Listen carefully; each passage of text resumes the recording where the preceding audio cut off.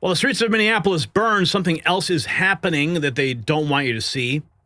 Federal investigators are on the ground right now, pushing through the chaos, zeroing in on the fraud operation so massive it will make your head spin. We're talking billions of dollars stolen through fake companies, shipped overseas on planes, and protected by politicians who were warned for years and did nothing. The riots are not the story. The riots are the cover. And what's at stake is your money.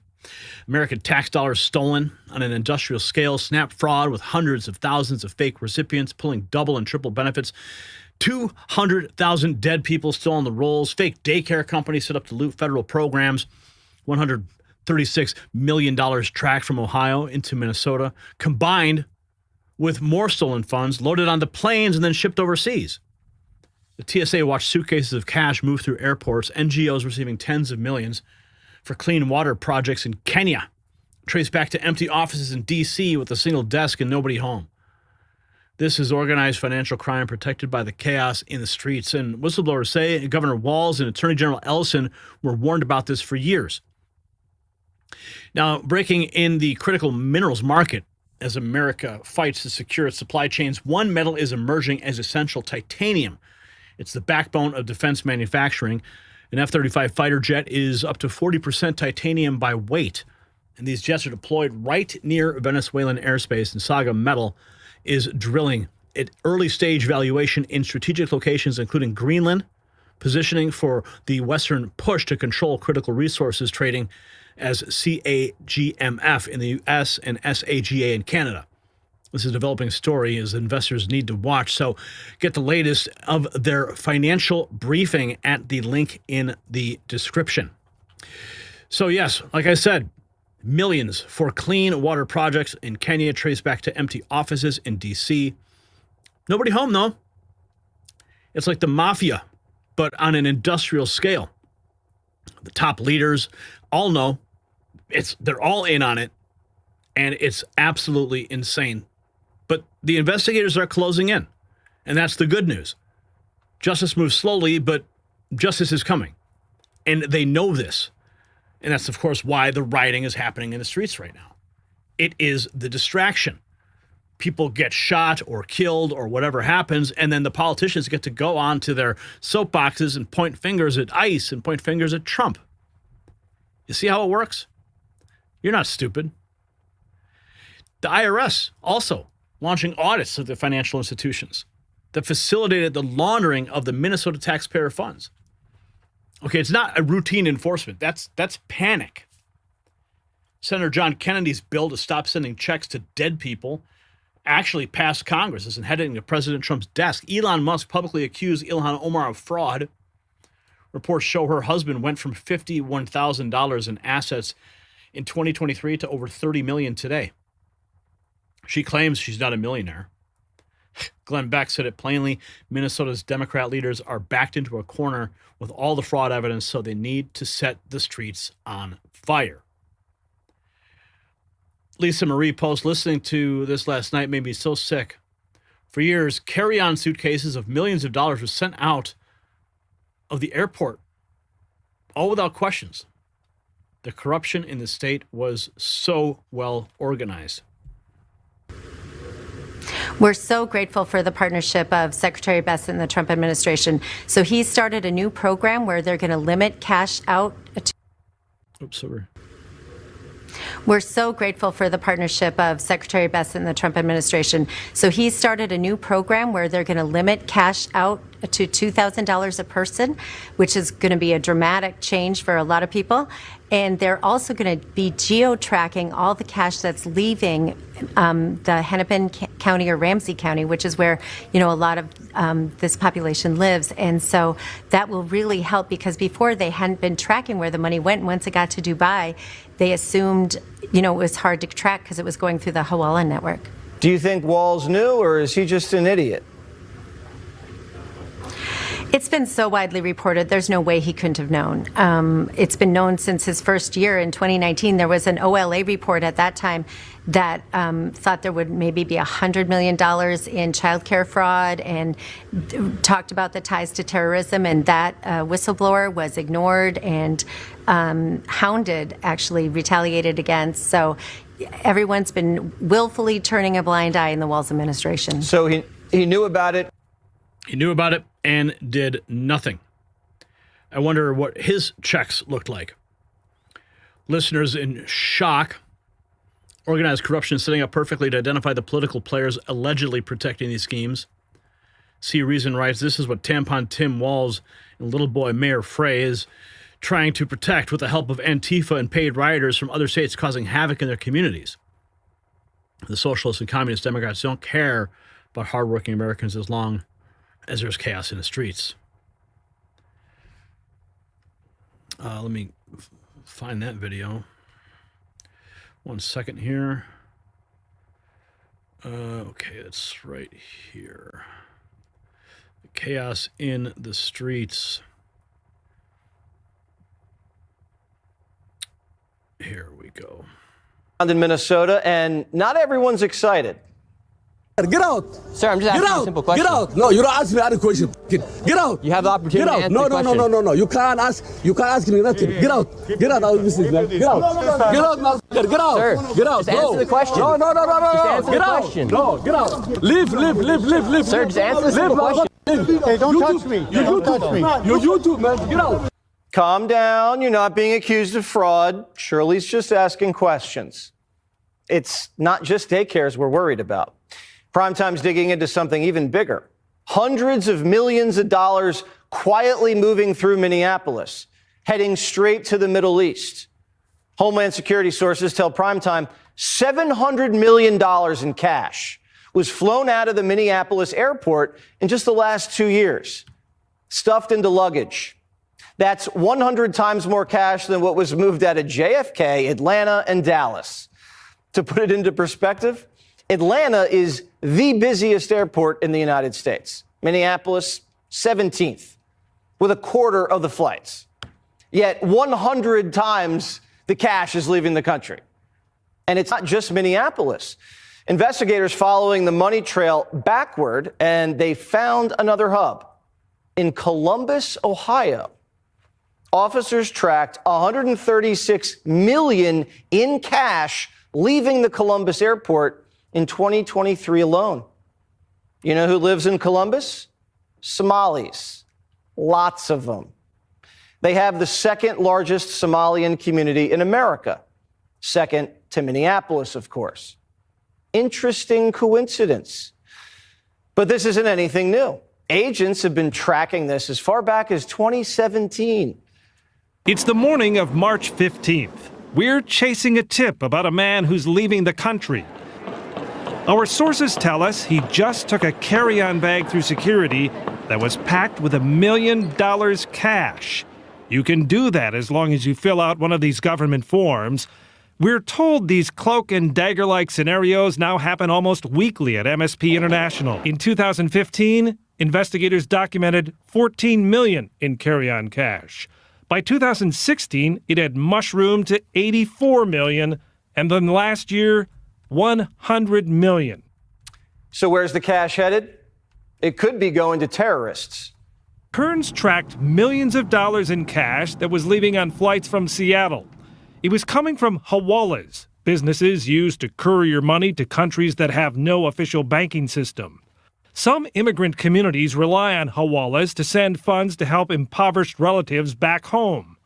Kearns discovered some of the money was being funneled to a hawala in a region of Somalia that's controlled by the Al-Shabaab terrorist group. So I talked to a couple sources who had lived in that region, and I said, if money is going to this hawala, do you think it's going to Al-Shabaab? And he said, oh, definitely. That area is controlled by Al-Shabaab, and they control the hawala there.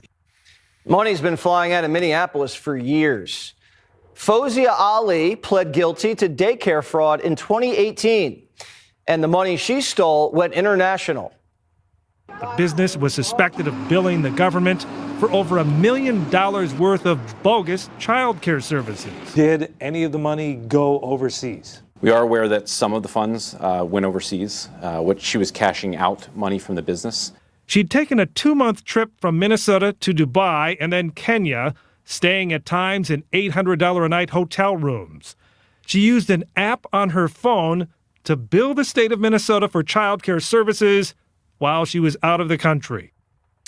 Minnesota's had a dirty little secret for decades, and now the whole world knows. If they had $700 million to send back to Somalia, if that's true, where's that coming from? That's an insane amount of money to send back to Somalia. But this is also the gall. You're stealing welfare money and you're taking it out of the country, and you are so in the belief that you won't get caught. You're not smuggling it out. You're putting on the form, I'm taking $20 million out of the country. They've been doing it for decades.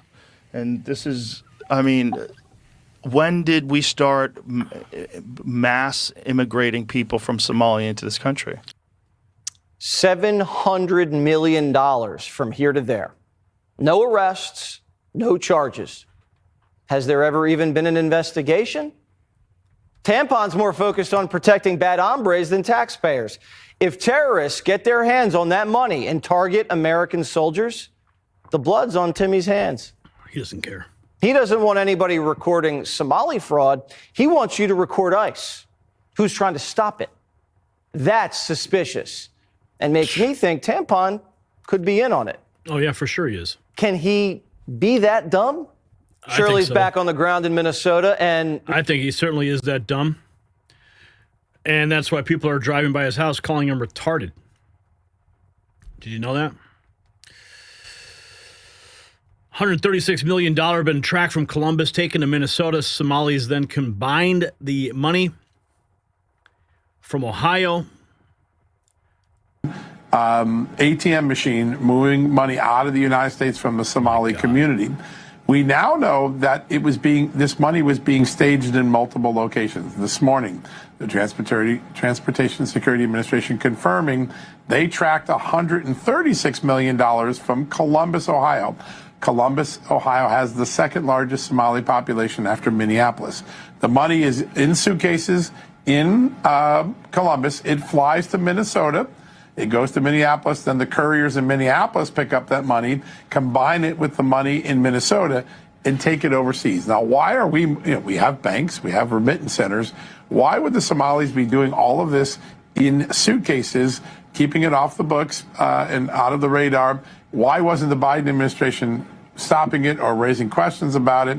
And where was that money ultimately going? Was it going to Al-Shabaab? Was it coming back into the United States in political donations? Was it just moving money out to help poor Somalis in their country?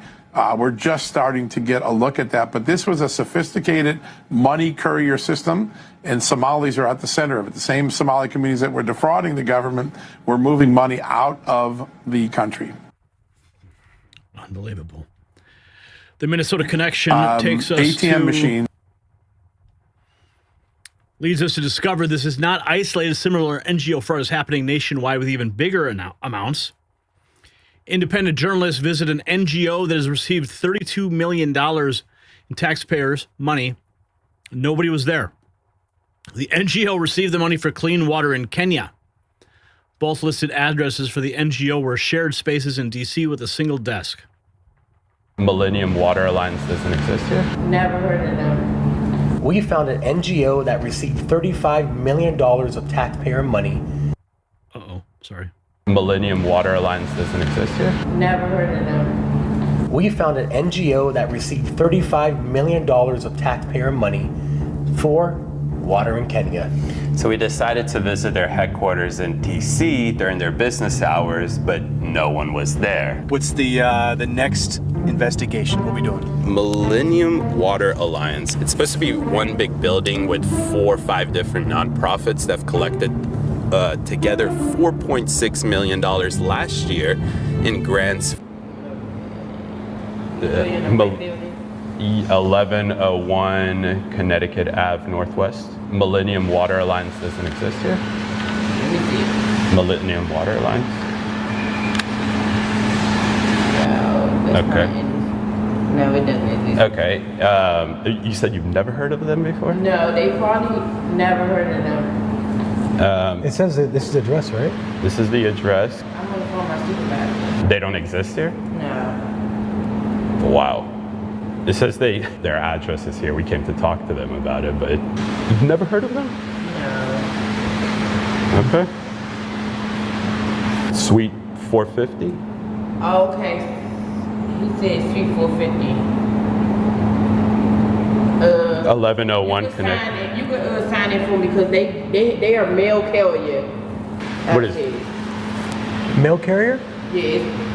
Yeah, so they pick up their mail from them, but they don't use their office. So there's no office, but we can go up there essentially. Yeah, you can go up there Okay. and ask the front desk. Okay, got it. Thanks. Sign it for me. Okay. So no one from that company actually like works here. It's just they pick up mail here. Yeah. Oh, interesting. Is there like an office though, or it's just a mailbox? No, it's a office. It's an office space up there. Oh, okay, but this is for mail. It's a shared workspace, so it's a lot of companies up there. Oh, it's a shared Ask workspace. the front desk person when you get up there. Okay. All right. Thank you. Thanks. You're welcome.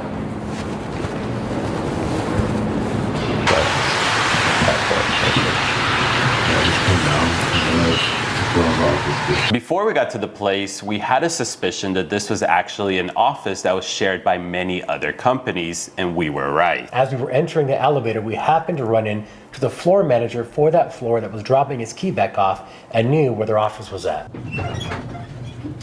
You too.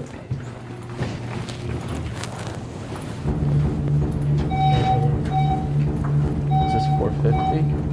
What are you coming to say? Millennium Water Alliance? Are they meeting you here? Well, that's where it says they're at. Oh, there you go. Yeah, they're, I haven't seen them today. I'll show you. Okay. Cool.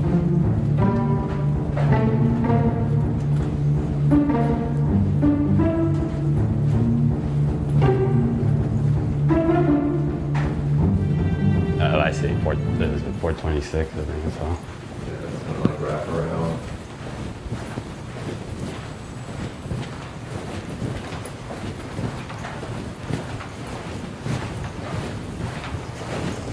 Yeah, I don't think they're here yet. If you're supposed to meet them, this is their office. Oh, okay. Are they typically here, or is? No. Oh, they're Are you never just here. like dropping in? Yeah, well, we were trying to do an interview with one of the people from the foundation, or from the. Oh, this is all it is? This office? Yeah. Oh, we thought it was like a big. Well, the way they have it on the internet, it looks like it's like a crazy. Oh, really? Yeah, like a sophisticated. They might have like, this could be like a satellite office. All the other addresses in Kenya. Oh, okay. All right. Yeah, like, cause this is like a co-work. Yeah, I got it. But like a WeWork. It's typically empty though. Like it does not really. Like they'll come in here on like they never use the office. They're always like in the just the kitchen area. Yeah, just hanging out. But there's a lot of people at least, or is it like a few people? They're like 4 people that are kind of regular, but they'll have like conferences here with with some people. So well, I guess that's not they gonna work definitely out. aren't here very like regularly at all. Like I couldn't tell you. Yeah, they're definitely gonna be here on a Tuesday or something like that. It's just They're, random. Yeah, very sporadic. Like I saw them. Which is it's Friday. I saw them on Wednesday. I don't know when I saw them before that. Oh, because online it looks like they're a big thing, and they get all this like millions of dollars from the government and stuff Well, like I that. think they do. Like they're definitely a big organization. And Yeah. they're just This is kinda, like, where are they at? home, and then this is where they, if they need to have a meeting, they come here and have Cool. Okay. No. All right. We'll come back when they're, I guess, open again. Yeah. Well, I don't know. We might have to start dropping up every day. Yeah, randomly. we don't know when they're here. All right, so basically what happened is we went to this office. The guy showed us exactly where it's at. And he said that really it's one tiny little office here, and that you never know when you're going to see the people. They can drop in randomly. There's about 4 people, he said, that will randomly come in. But it's not like it's a bustling office space. And the other thing is we're looking for National Cybersecurity Alliance that gets $500,000 in grants, and it's not here. And the lady at the front said that she's never heard of this before or anything. Yeah, well, this is literally it. This is. You want to go check out the office again? Yeah. Unbelievable. With multiple fraud schemes exposed, federal agencies now launching serious investigations that could bring some real consequences. Scott Bessent, in short, says they are effed. IRS service is launching audits of financial institutions facilitated the laundering of the Minnesota taxpayer funds. I am pleased to announce that IRS Civil Enforcement is auditing financial institutions that facilitated the laundering of Minnesota funds, in addition to helping support criminal and civil enforcement efforts. The IRS will also soon announce the formation of a task force to investigate any fraud and abuse involving pandemic-era tax incentives and misuse of 501c3 tax-exempt status by entities implicated in the Minnesota-based social services fraud schemes. We are committed to preventing fraud and fraudulent nonprofits from taking advantage of the American taxpayer. The walls are closing in, quite literally. The investigations are catching Trump's attention. His latest post suggests major action is coming to Minnesota specifically. TikTok, is President Trump planning something big? On January 13th, President Trump posted, "Fear not, great people of Minnesota. The day of reckoning and retribution is coming." TikTok. Trump's teasing something big. Quote, "Fear not, great people of Minnesota. The day of reckoning and retribution is coming." 47 saying, "Sayonara, Somalis." He just ended their temporary protected status, something Democrats have used for years to let illegals flood the country. We gave Somalians temporary protection 35 years ago. Biden renewed it on his way out the door right after he pardoned his fam. But Trump says, time's up. They're scammers. They're scammers. They always will be. And we're getting them out, and we're not going to pay them. They came from a place with nothing, and they come here and they drive around in Mercedes-Benz. You know, the Mercedes-Benz dealers do well in that area of Minnesota. Can you believe it? They have nothing. They get welfare payments, and they have Mercedes-Benzes. It angers me so much. 81% of Somalis are on some kind of welfare. They came here for a free ride. That's not the American dream. Yeah, it's the American scheme. That's what it is, more appropriately. Continuing, Trump's promise of retribution aligns with what insiders are saying about Minnesota Democrats being concerned and desperate. Glenn Beck, Minnesota leaders are backed into a corner with all the fraud evidence, but they're still trying to win. That's why they need to set the streets on fire. They're now backed into a corner, and they are still trying to win. So what do they need to do? They need to set the streets on fire. They need absolute chaos. And the reason why they need absolute chaos is because that forces this administration, or any administration, this has happened over and over and over again in history. Look it up. The arsonists look and point the fingers at the firefighters and say, I think, look at the pattern. They're always at the scene of the crime. And you're like, they're the firefighters. But they get enough people to go, yeah, you're right. The firefighters are always at the scene of the crime. I think they're the arsonists. And all you need to do is divide and argue, and you get away with it. That's exactly what's happening in Minnesota. We are talking about a crime of probably the biggest, we haven't gotten to California yet, probably the biggest heist of taxpayer money in a state ever. It is, and it's everywhere. It's in the banking system. It is all throughout the state government. I mean, at every level. It is obviously at the airport, in the TSA in Minneapolis. I mean, who's not involved in this?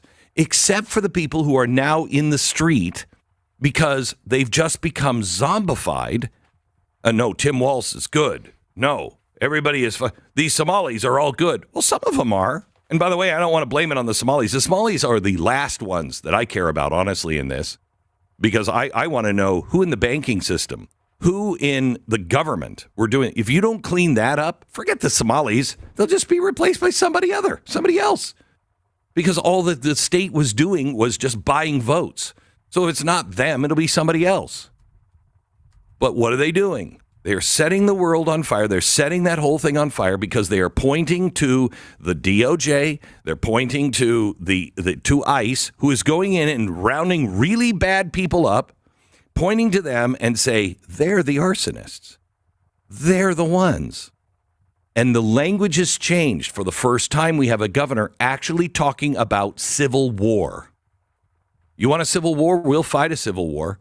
I'm already getting the National Guard together and telling them, and they're training for what's going on with our feds coming in. You can't do that.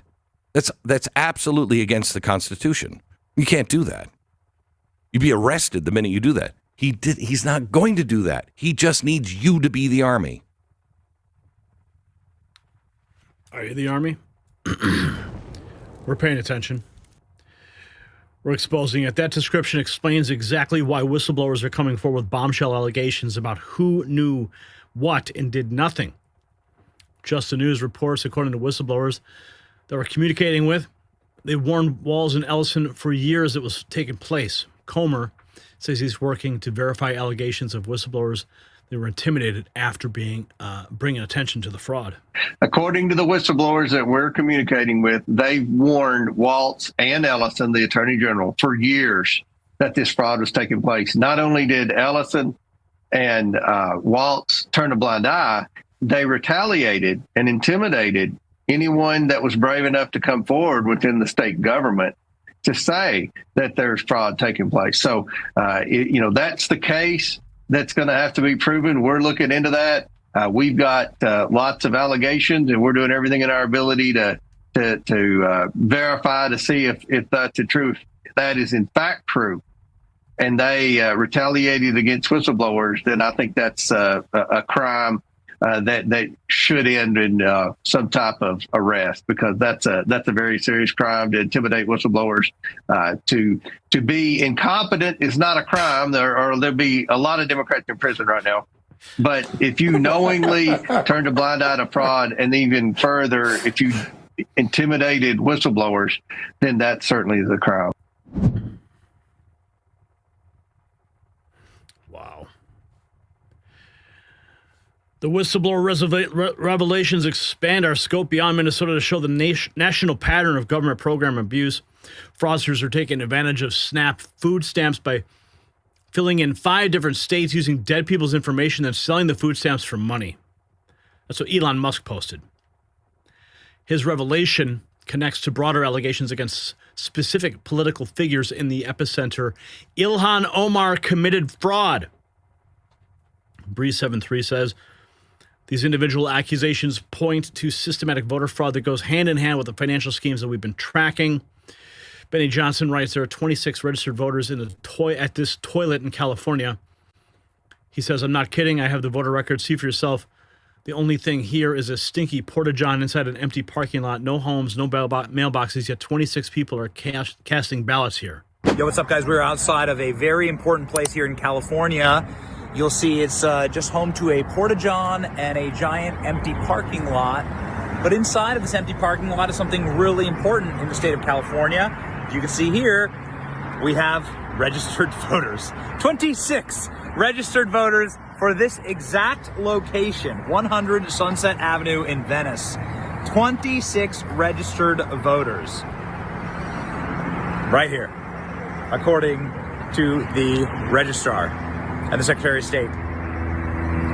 26 people registered to a porta-john and an empty parking lot. Where do their ballots go exactly? So who's picking up the ballots? Who's voting for the people in this lovely porta-john empty lot? That's the question. I think you know the answer. Yeah. That's how they steal elections. Oh, man, it's all getting exposed in real time. The voting irregularities lead us to congressional action where lawmakers have been fighting the fraud for years. Senator John Kennedy. I want to talk to you about the Ending Improper Payments to Deceased People Act. Boy, that's a mouthful. Here's what I want to talk about. Many Louisianians read the stories about the welfare fraud in Minnesota and, frankly, in other states. and it makes them nauseous. I feel the same way. That's why I have been working for years, literally years, to target welfare fraud, especially the fraudsters who conduct fraud in the name of deceased Americans. In 2023 alone, for example, the federal government sent $1.3 billion, not million, billion. The federal government sent $1.3 billion to dead people. It's so pervasive that the Social Security Administration, which maintains a list of dead Americans known as the Death Master File. If someone dies, the state sends the name of the deceased person to the Social Security Administration, and that person's name is listed on what's called the Death Master File.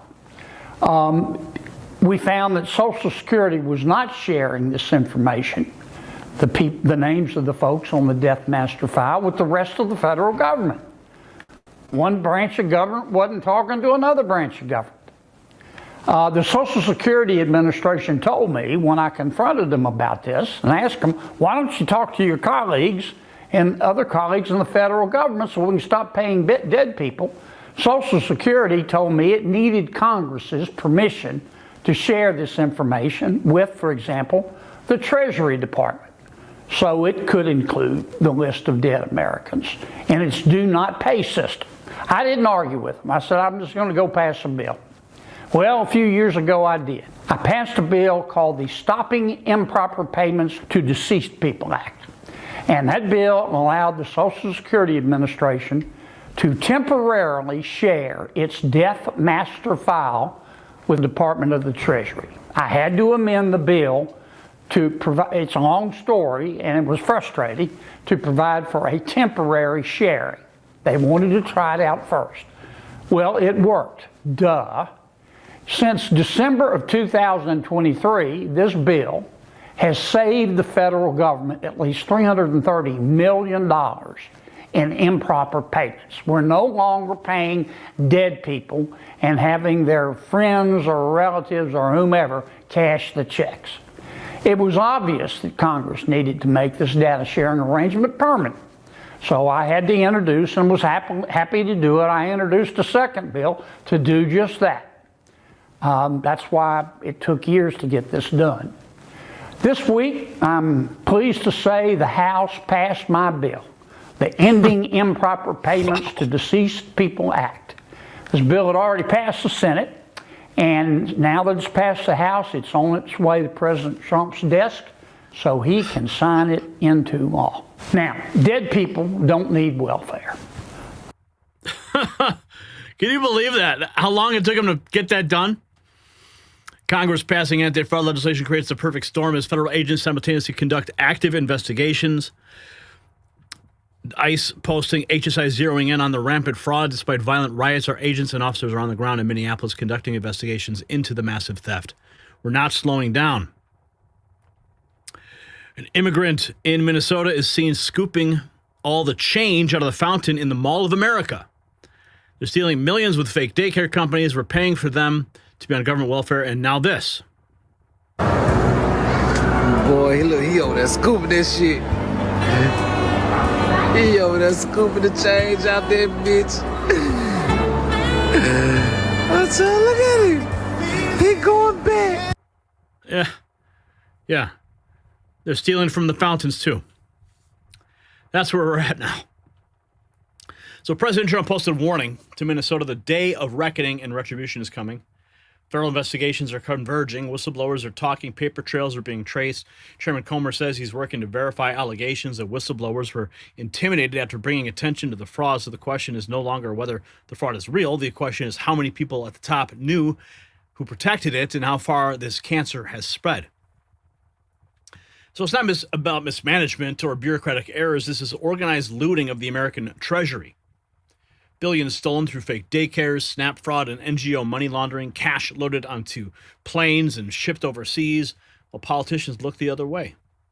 Whistleblowers warned Walz and Ellison for years and nothing was done. Now federal investigators are closing in, and suddenly the streets erupt in flames. It's not a coincidence.